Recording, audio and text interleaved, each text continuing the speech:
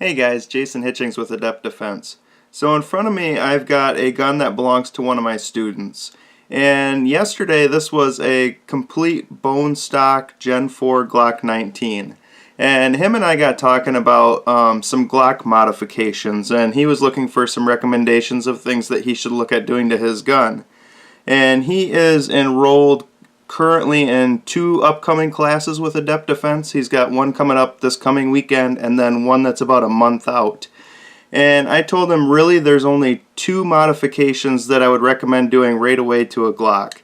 And he had me bring this home and do those modifications to his gun. And first and foremost is getting rid of the stock Glock sights. They come with plastic sights on them. And I've seen multiple times when I'm in classes, people will run those stock sights, and if you do a class where there's a lot of one-handed manipulations and work like that to where you're using that rear sight and you're kind of hooking it on objects or on your belt to be able to manipulate and rack that gun, it'll shear off the rear sight. So that's the number one thing I would recommend everybody get rid of, is those stock plastic Glock sight, and put on a high quality set of steel sights from a reputable brand. And on his gun I put on a set of Wilson Combat battle sights, and these have a U-notch rear that's blacked out, and then it also has a decent ledge on the front of it to be able to hook it on objects to be able to manipulate that gun one-handed. So that was the first recommendation that I made to him. And the second mod I recommended was to do a retexture or stipple job to it. And what he had me do on this one was I removed the finger grooves off from it, because finger grooves are fine if they fit your hand perfectly, but if they don't, then they just inhibit you from getting a good high grip. They'll interfere with your fingers. So I ground off those finger grooves and made that front strap nice and straight, and I did an undercut under the trigger guard. So when you build your master grip on here, it lets you get up a little bit higher on the gun, and you don't get, what they call as the Glock knuckle. As your hand rides against that trigger guard, it'll irritate if you're doing a real high round count class. So I went ahead and did that undercut, and then I continued an undercut and did what they call a double undercut.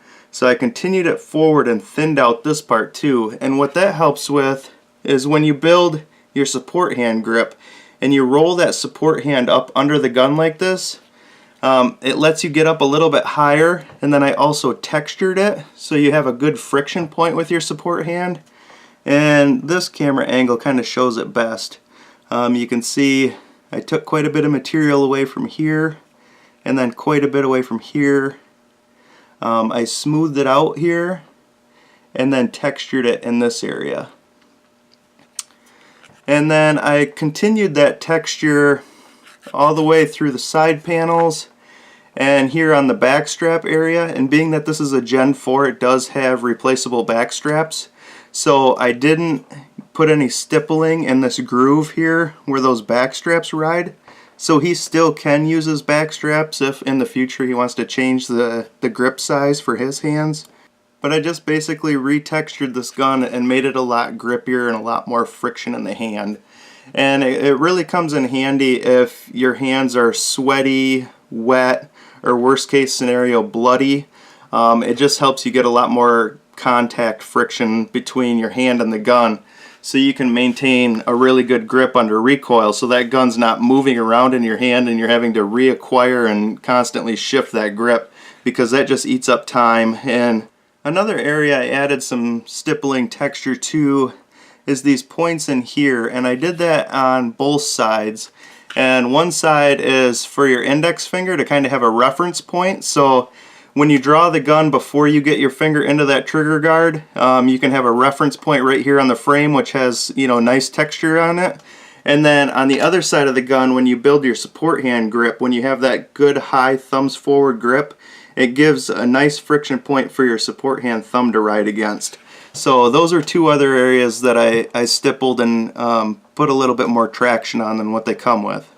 But those were the 2 biggest modifications that I would recommend.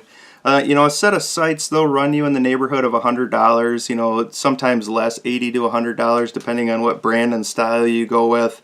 And then if you do a stipple job, if you're comfortable enough to tackle this yourself, all it costs you is a Dremel and a soldering iron. I used the Dremel to reshape this, and then a lot of hand sanding. Same with this, and same with removing the finger grooves. And you can take all of that material off and then hand sand it smooth. I just went down to 1,000 grit wet sanded on that, but you don't nearly have to sand it as smooth where you're going to retexture it anyway, because that part doesn't matter because you're going to go over it anyhow. And then a soldering iron is what I use for the texture. I've got a couple different tips that I use for doing the border and then coming in here. So between Dremel tool and soldering iron, you might have $100 combined, and then $100 for a set of sights, which, it's a decent amount of money, but it really does give you a lot of performance advantage over what these come stock. So I think we've got this gun set up for success with the 2 classes that he's enrolled in right now, and I think these 2 modifications are your best bang for the buck and, give you the most performance advantage over a stock Glock. But I was just finishing these up tonight and I wanted to share it with you guys. I'm Jason Hitchings with Adept Defense. Seek training, become adept.